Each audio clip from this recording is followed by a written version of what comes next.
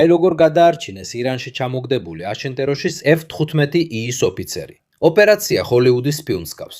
გავიხსენოთ მთავარი მომენტები იმ ინფორმაციის მიხედვით, რაც ამჟამად გვაქვს.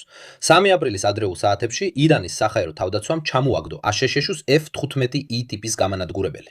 თუ მხოლოდ ტრამპისა და მისი ადმინისტრაციის პოლიტიკურ განცხადებებს მოусმენთ, შეიძლება გაგიკვირდეთ, რადგან ისინი იმეორებენ, რომ უკვე გაიმარჯვეს და მტერი გაანადგურეს. ირანმა ერთ თვეში 2800-ზე მეტი თავდასხმა გადაიტანა, თუმცა დამარცხებამდე ჯერ კიდევ შორსაა. შეერთებული შტატების დაზვერვის შიდა წყაროების მიხედვით, სარაკეტო არსენალის მხოლოდ 1/3 მართლაც განადგურდა. დანარჩენი კი ხელმისაწვდომია. დამხობილ F-15-ზე 2 ოფიცერია. მათგან ერთ-ერთი პილოტი გადარჩა მომდევნო საათებში 36 საათის განმავლობაში, დაკარგულად ითვლებოდა, ხოლო იარაღის სისტემების ოპერატორი დაკარგულად რჩებოდა. ეს არის მეორე ოფიცერი, რომელიც პასუხისმგებელია მარშრუტზე იარაღის გამოყენებასა და დამიზნებაზე. მას შემდეგ, რაც მან დაზიანებული გამანადგურებლიდან კატაპულტირებით გამოვიდა, ოფიცერმა შეასრულა წვრთნის დროს ნასწავლი პროტოკოლი. დაჭრილი მარტო და მტრის ტერიტორიაზე მან შეძლო დაშვების ზონიდან მოშორება და ისპახანის რეგიონში მთაზე ასვლა, სადაც 2100 მეტრის სიმაღლეს მიაღწია.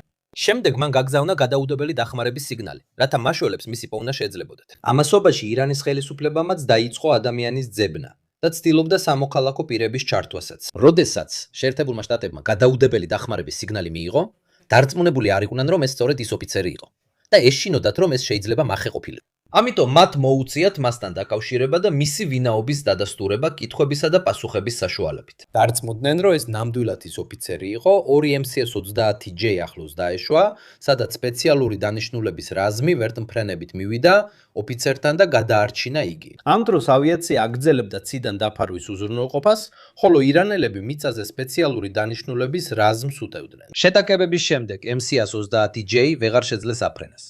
შეერთებული შტატები ამას ტექნიკურ გაუმართავობას აბრალებს. ირანელები კი მიწისძვრას ამტკიცებენ. იმ მომენტში სპეციალური დანიშნულების რაზმი და ოფიცერი სხვა საშუალებებით ევაკუირდებიან, ხოლო 2 MCS-30J და 4 ვერტმფრენი ნადგურდება, რათა მტრის ხელში არ ჩავარდეს. სამაშველო ოპერაციაში ასობით ადამიანი და მრავალი ტექნიკა მონაწილეობდა, რომელთაგან ზოგი დაიკარგა. ოპერაციაში თამბეჭდავი იყო, მაგრამ მისი ფასი ძალიან მაღალია. აშშ-ის მიერ ოფიცრის გადასარჩენად გამოყენებული რესურსები სხვადასხვა მიზეზით გასაგებია. ასეთი პერსონალი ძალიან ძვირფასია, რადგან მის მოსამზადებლად წლები და არასტაბილური რესურსებია საჭირო. გარდა ამისა, ამერიკული სამხედრო დოქტრინა ითვალისწინებს, რომ არც ერთი სამხედრო არ უნდა დარჩეს უკან. ეს საშუალებას აძლევს ჯარისკაცებს უფრო მეტად იყვნენ მზად საშიში მისიების შესასრულებლად, რადგან იციან, რომ თანამებრძოლები მათ გამოიყვანა. და ბოლოს, თუ ირანს ოფიცრის დაჭერა შეძლებოდა, მისი პროპაგანდისტული გამოყენება და მოლაპარაკებებში ბერკეტად გამოყენების შესაძლებლობა შეერთებულ შტატებს საკმაოდ უხერხულ მდგომარეობაში ჩააყენებდა, როგორც საერთაშორისო სანდოობის, ასევე შიდა დონეზე საკუთარ მოქალაქეებთან მიმართებაში. თქვენ დასწრენ რას ფიქრობთ? როგორც ყოველთვის დამატებით ინფორმაციას კომენტარებში ან აღწერაში ნახავთ, მადლობა.